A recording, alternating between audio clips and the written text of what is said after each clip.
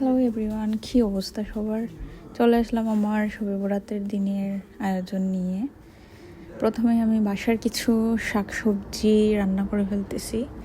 এগুলো এই যে একটা লাউ দেখাচ্ছি, এখানে হচ্ছে গিয়ে মূলোর পাতার ভাজি করতেছিলাম, আর এদিকে নাহিদ আবার একটু তেলাওয়াত করতেছিলাম। আমি এদিকে রান্নাবান্না শুরু করে দিয়েছিলাম দুপুর থেকেই। একটু পায়া বসিয়ে দিয়েছিলাম, সে বলতেছে যে পায়া খাবে, খাসির পায়া, তাই ওর জন্যই রান্না করে একটু করে। আজকে ভাবতেছিলাম আমি ছোটোবেলার কিছু জিনিস শেয়ার করব। অনেকেই দেখতেছি শেয়ার করতেছে ফেসবুকে, তারপর বিভিন্ন ভিডিওতে ছোটোবেলা কীরকম শবে বরাতটা সেলিব্রেট করতাম। আজকে আমি বানিয়েছিলাম এই যে তুষা সিন্নিটা।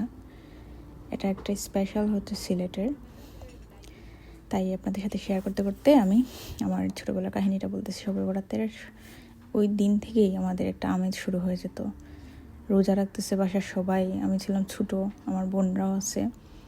তো দিন থেকেই মায়ের কাছে আবদার যে আজকে একটু তুষা সিন্নি খাবো, কারণ তুষা সিন্নিটা খুবই স্পেশাল আমাদের সিলেটে। আর এটা মেইনলি এই যে ফ্লাওয়ার দিয়ে করে, অল পারপাস ফ্লাওয়ারও ইউজ করতে পারবেন আপনারা। তো আমি এই যে ঘির মধ্যে অল পারপাস ফ্লাওয়ারটা বসিয়ে দিয়েছি।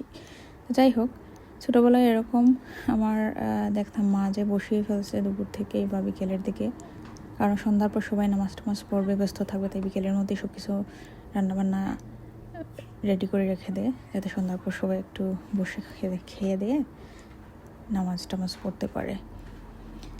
তো শুরু হয়ে গেল আমার এদিকে এই তুষা সিন্নির আয়োজন। অনেকক্ষণ নাড়তে হয় ঘিতে এই ফ্লাওয়ারটা। নাড়তে নাড়তে যখন একটা ব্রাউনিশ কালার আসবে, তখন মানে বুঝবো যে এটা ফুললি হয়ে গেছে। দেন আমি চিনির শিরাটা ঢেলে দিব।